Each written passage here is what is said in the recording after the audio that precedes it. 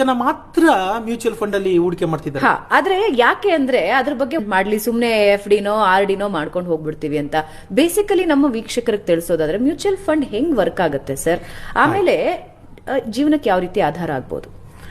Mutual fund ಅದರಲ್ಲಿ ತರತರಾವರಿ ಇದೆ, ಸಾವಿರಾರು ರೀತಿಯ ಮ್ಯೂಚುವಲ್ ಫಂಡ್ಸ್ ಇದೆ. ಯಾವುದ್ರ ಮೇಲೆ ನಾವು ಹೂಡಿಕೆ ಮಾಡ್ತೀವಿ ಅನ್ನೋದು ಕೂಡ ಅತಿ ಮುಖ್ಯ. ಹಾಗಾಗಿ ನಂದು ಪ್ರಥಮವಾಗಿ ವೀಕ್ಷಕರಿಗೆ ಏನಂದ್ರೆ, ಸರಿಯಾದ ವ್ಯಕ್ತಿಯನ್ನ ಕೇಳಿ ಎಲ್ಲಿ ಹೂಡಿಕೆ ಮಾಡಬೇಕು ಅಂತ ಮಾಡಿ. ಅಡ್ವರ್ಟೈಸಲ್ಲಿ ಹೇಳಿದ್ರು ಮ್ಯೂಚುವಲ್ ಫಂಡ್ ಸಹಿಯ ಬಾಯಿ ಅಂತ, ಸಹಿ ಅನ್ಕೊಂಡು ಹೋದ್ರೆ ಅಡ್ವರ್ಟೈಸಿಗೆ ಕೋಟಿ ತಗೊಂಡು ಎಲ್ಲೋ ಹೋಗ್ಬಿಡ್ತಾನೆ, ನೀವು ಹಾಕ್ದವ್ರು ಆಮೇಲೆ ಮಣ್ಣು ತಿಂತೀರಾ. ದಯವಿಟ್ಟು ಆ ರೀತಿ ಮಾಡೋದು ಬೇಡ. ಪ್ರತಿಯೊಂದು ಅಷ್ಟೇ, ನಾವು ಎಲ್ಲಿಂದ ಬಿದ್ದರೆ ನನ್ನ ಕೈ ಮುರಿಯುತ್ತಾ, ಕಾಲು ಮುರಿಯುತ್ತಾ, ಜೀವ ಹೋಗುತ್ತಾ, ರಿಸ್ಕ್ ತಗೊಳ್ಳೇಬೇಕು. ನಾನೊಂದು ಹೇಳ್ತೀನಿ, ಅಪಾಯ ಇವತ್ತಿನ ಜೀವನದಲ್ಲಿ ಅಪಾಯ ಇಲ್ಲದ ಜಾಗ ಇಲ್ಲ. ನೀವು ಅಪಾಯ ಒಂದಷ್ಟು ಮಟ್ಟದ ಅಪಾಯ ನೀವು ತಗೊಳ್ಳೇಬೇಕು.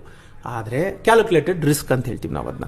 ನಾನು ಇಲ್ಲಿಂದ ಬಿದ್ದರೆ ನನ್ನ ಕಾಲು ಮುರಿಯುತ್ತಾ, ಕೈ ಮುರಿಯುತ್ತಾ, ಜೀವನೇ ಹೋಗ್ಬಿಡುತ್ತಾ, ನೀವು ಲೆಕ್ಕಾಚಾರ ಹಾಕಿ ಧುಮುಕ್ಲೇಬೇಕು. ನಿಮ್ಗೆ ಬೇರೆ ದಾರಿ ಇಲ್ಲ. ನೀವು ಮೊದಲನೇ ಮಾಡಿಲೋ 10ನೇ ಮಾಡಿಲೋ ಇದ್ದೀರಾ, ದಾರಿ ಇಲ್ಲ, ಬೆಂಕಿ ಬಿದ್ದಿದೆ, ನೀವು ಜಂಪ್ ಹೊಡೆದೆ ಜೀವ ಉಳಿಸ್ಕೋಬೇಕು.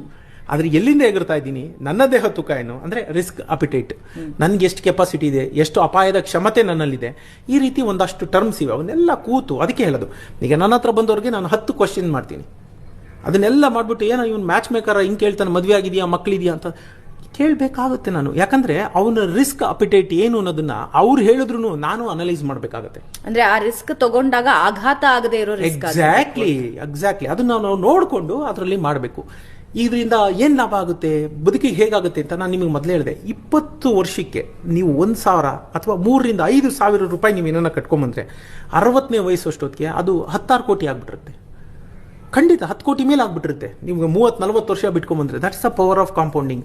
ನೀವು 40ರಲ್ಲೋ 50ರಲ್ಲೋ ಮಾಡಬೇಕು ಅಂದ್ರೆ ನೀವು ವಿಲ್ ನಾಟ್ ಬಿಲೀವ್, 40ನೇ ವಯಸ್ಸಿನವರು 1 ಲಕ್ಷ ರೂಪಾಯಿ ಕಟ್ಕೊಂಡ್ರೆ 50 ಅಂದ್ರೆ 10 ವರ್ಷ ಅಂತ ಇಟ್ಕೊಳ್ಳಿ ನೀವು. 10 years ಅಂದ್ರೆ 1,20,00,000 ಕಟ್ತಂಗಾಯ್ತು. ಅವ್ರಿಗೊಂದು 3.5 to 4 ಕೋಟಿ ಫಂಡ್ ಕ್ರಿಯೇಟ್ ಆಗಿರುತ್ತೆ 40ಕ್ಕೆ. 50ಕ್ಕೆ ಸ್ಟಾರ್ಟ್ ಮಾಡಿದ್ರೆ ನೀವು ಅದನ್ನ